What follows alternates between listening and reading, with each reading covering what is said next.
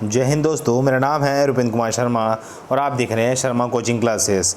अगर आप नए हैं सब्सक्राइब करके बेल आइकन को हिट ज़रूर कीजिए, ठीक है। साथ में हमारे सोशल मीडिया प्लेटफॉर्म जिसमें आप टेलीग्राम है, जहां पे आपको लिंक्स मिल जाते हैं पूरे वीडियो के, ठीक है। कुछ फ्री पीडीएफ मिल जाते हैं, इसको ज्वाइन ज़रूर कीजिए। साथ में आप मेरे व्हाट्सअप नंबर से भी आप मुझसे जुड़ सकते हो। हमारी पेड कोर्सेज चल रही है बहुत सारी, चाहे वो सीजी पटवारी हो, असिस्टेंट प्रोफेसर हो, या फिर आपका सीजीपीएससी प्री हो, या फिर आपका एससीएफ रेंजर हो। आप सारे पेड क्लास जो कोर्सेस है वो आप हमसे ले सकते हैं, ठीक है। ये हमारा इंस्टाग्राम आईडी है, आप इसमें भी आप मुझे फॉलो कर सकते हैं। चलिए आगे देखते हैं। तो आगे टॉपिक देखेंगे मानव रक्त, ह्यूमन ब्लड के बारे में जानेंगे, क्या एग्ज़ाम में बनता है और कैसे एग्ज़ाम में क्वेश्चन आ सकता है। पहला पॉइंट देखेंगे, रक्त एक संयोजी ऊतक होता है। ऊतक के बारे में हमने वीडियो ऑलरेडी अपलोड कर लिया है, उसको जाके ज़रूर देखिए, टिश्यूज़ के बारे में, ठीक है। इस चीज़ को पॉइंट को याद रखिए। मानव रक्त की मात्रा में शरीर के भार का लगभग 7% रक्त पाया जाता है। इस बात को भी आप बिल्कुल दिमाग में रखिए और ये क्वेश्चन बहुत इंपॉर्टेंट है, ठीक है। आगे आप देखते हैं, रक्त एक क्षारीय विलयन होता है जिसका पीएच मान 7.4 होता है। इस बात को भी दिमाग में रखना है। वैसे तो मैं जो भी पॉइंट लेके आता हूँ बहुत इंपॉर्टेंट है।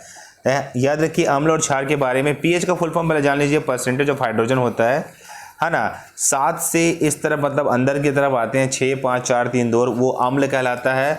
और 7 से ऊपर जाते हैं 8, 9, 10, 11, वो क्षार कहलाता है, ठीक है। एक वयस्क मनुष्य में औसत जो ब्लड होता है वो 5 से 6 लीटर के बीच होता है। एग्ज़ाम में कभी कभी 4.5 भी देता है ना। तो कंसिडर करना है लगभग में आपको ऑप्शन को, ठीक है। साथ में आप देखेंगे कि महिला में 5 नंबर पॉइंट है कि महिला में पुरुष की तुलना में ना आधा लीटर रक्त कम होता है। इस बात को भी आपको ध्यान में रखना है, ठीक है। रक्त में 2 प्रकार के पदार्थ पाए जाते हैं, एक प्लाज्मा होता है, एक होता है रुधिराणु, है ना, ठीक है। इस चीज़ को याद रखिए, है ना।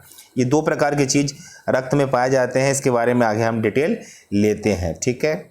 देखिए, जो प्लाज्मा होता है वो रक्त का अजीवित तरल भाग होता है, प्लाज्मा, ठीक है। ये रक्त के 2 कंटेंट है, इसको आपको ध्यान में रखना है, ठीक है। आगे आप देखेंगे, चलिए आगे 8वां पॉइंट इसमें समझेंगे। रक्त का लगभग 60% भाग प्लाज्मा होता है। इसका 90% भाग में 7% जल, 9% प्रोटीन और 1% ग्लूकोज होता है ना। इस चीज़ को आप याद रखिए, शेष पदार्थ बहुत कम मात्रा में होता है।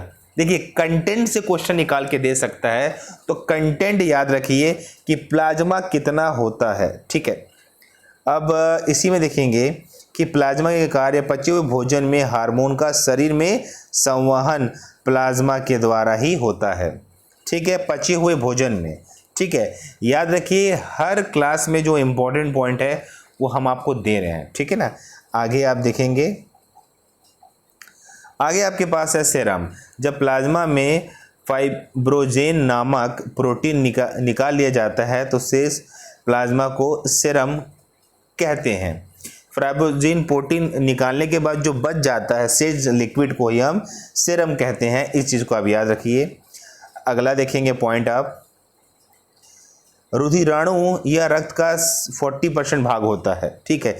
इसको 3 भागों में बांटा गया है, लाल रक्त कण, श्वेत रक्त कण और रक्त बिंबाणु, ठीक है। आरबीसी, डब्ल्यूबीसी ये सब कहते हैं, आपने जरूर पढ़ते वक्त तो सुना होगा। अब यहाँ से एग्जाम में क्या क्वेश्चन आएंगे उस क्वेश्चन को आप जरूर देखिए, ठीक है।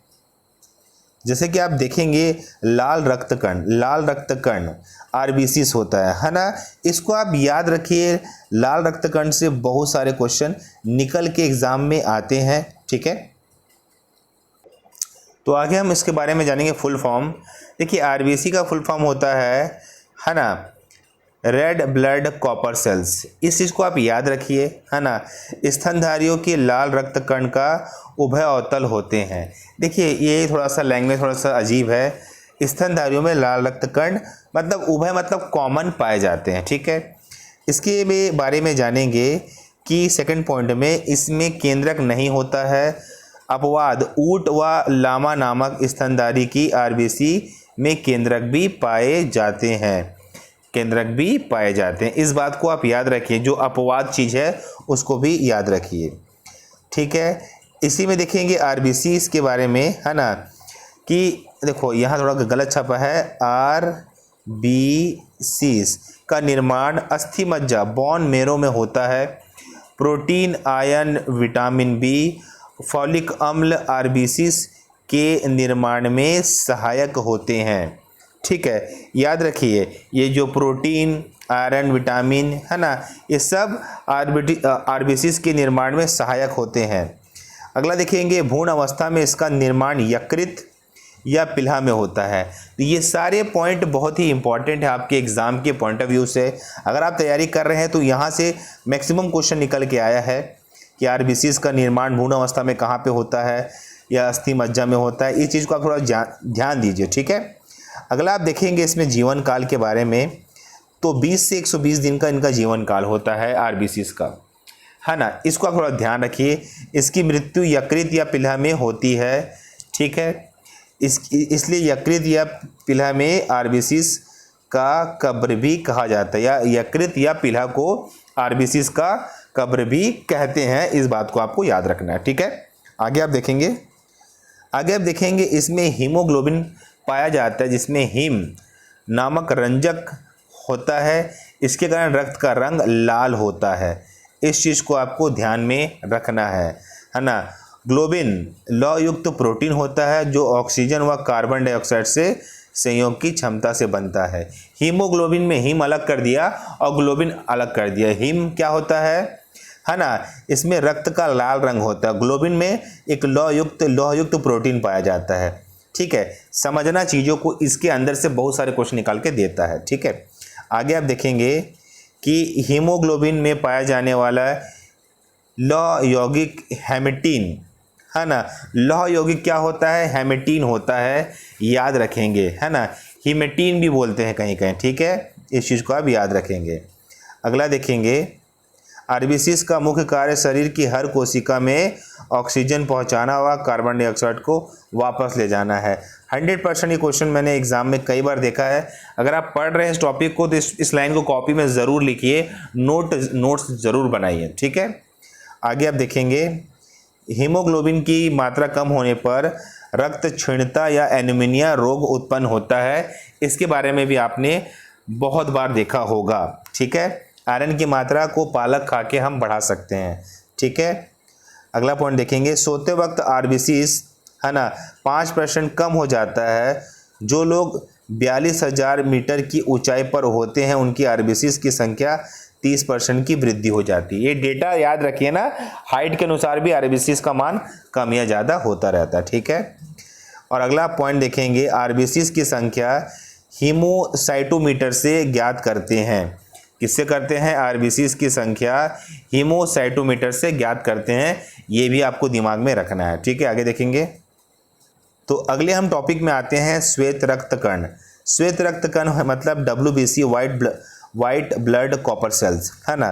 पहला पॉइंट अगर आप इसमें देखना चालू करते हैं तो पहला पॉइंट आपके पास ये है कि आकार व संरचना में ये अमीबा के समान होता है। इसमें केंद्रक रहता है। केंद्रक किस में नहीं रहता और केंद्रक किस में रहता है, ये सवाल बहुत बार पूछा गया है, ठीक है। और इसमें पॉइंट देखेंगे, सेकंड पॉइंट आप देखेंगे, इसमें सेकंड पॉइंट को आप समझेंगे। इसका निर्माण अस्थि मज्जा, बोन मैरो, लिम्फ नोड, है ना, और कभी कभी यकृत या पिल्हा में भी होता है, ठीक है। कहाँ कहाँ पे होता है ये आपको मैंने बता दिया। अभी जगह स्पेसिफाई मत करना ये क्या है कैसा है करके, सीधा सवाल डायरेक्ट पूछता है कि आरबीसी का निर्माण कहाँ पे होता है। इसका जीवन काल देख लीजिए, इसका जीवन काल 2 से 4 दिन का होता है। उसका 20 से 120 दिन का होता है WBC का, आरबीसी का। इसका 2 से 4 दिन का होता है। इसकी मृत्यु हो जाती है उसके बाद, ठीक है। ये भी पॉइंट इंपॉर्टेंट है। अब इसका जो कार्य है वो मुख्य कार्य है शरीर में रोगों को संक्रमण से बचाना। याद रखिए जितना इम्यूनिटी पावर अच्छा होगा, हमारा जो WBC हमारे शरीर में रोगों के लिए एंटीबायोटिक का निर्माण करेगा जिससे हमको रोग नहीं होंगे।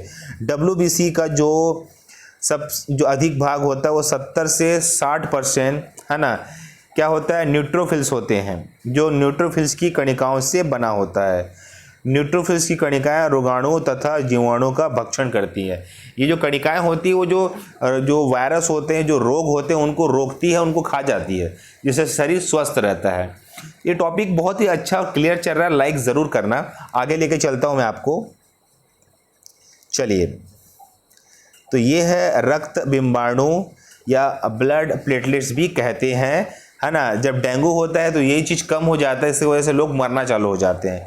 यह केवल मनुष्य और अन्य स्तनधारियों रक्त में ही पाया जाता है। इस बात को आपको याद रखना है, ठीक है, कहाँ कहाँ पाया जाता है करके। अच्छा, इसमें देखिए, इसमें केंद्रक नहीं होता है, इसका निर्माण अस्थि मज्जा में होता है। निर्माण कहाँ पे होता है, बोन मैरो में होता है या फिर अस्थि मज्जा में होता है। इस बात को दिमाग में रखना है।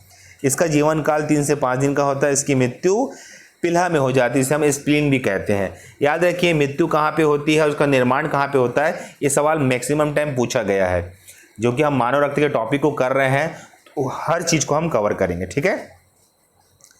आगे आप देखेंगे, इसका मुख्य कार्य है रक्त का थक्का बनने में मदद करना। रक्त का थक्का बनने में मदद करना। थक्का नहीं बनेगा, ब्लड बह जाएगा, इंसान की मृत्यु हो जाएगी। डेंगू ज्वर के कारण मानव शरीर में प्लेटलेट्स की कमी आ जाती है, जो कि मैं आपको पहले ही बता दिया हूँ। उसमें प्लेटलेट काउंट्स कम होने लग जाते हैं, जिससे इंसान मरने लग जाता है। एक एवरेज इंसान का प्लेटलेट काउंट 2 से 3 लाख के बीच होता है, ठीक है। आगे, तो ये सेशन यहीं पे समाप्त होता है। अगर आप नए विद्यार्थी हो तो हमारे टेलीग्राम चैनल को बिल्कुल ज्वाइन कीजिए, शर्मा कोचिंग क्लासेस के। हमारे व्हाट्सअप नंबर से अगर आप हमारी पेड जो क्लासेस हमारी चल रही है अभी, चाहे वो किसी भी एग्ज़ाम की हो, CGPSC प्री की हो, SCF रेंजर की हो, पटवारी की हो, रेवेन्यू इंस्पेक्टर की हो, किसी की भी, वो आप इस नंबर पे कॉल करके हमको ज्वाइन कर सकते हैं। ये कुछ डेमो क्लास भी रहते हैं और कुछ क्लास हमारे पेड स्टूडेंट के लिए भी रहते हैं, जो कि अपलोड किए जाते हैं। तो अगर आपको वीडियो अच्छा लगा होगा तो बिल्कुल लाइक ज़रूर कीजिए, चैनल में नए हो तो सब्सक्राइब ज़रूर कीजिए। ओके, धन्यवाद, थैंक यू।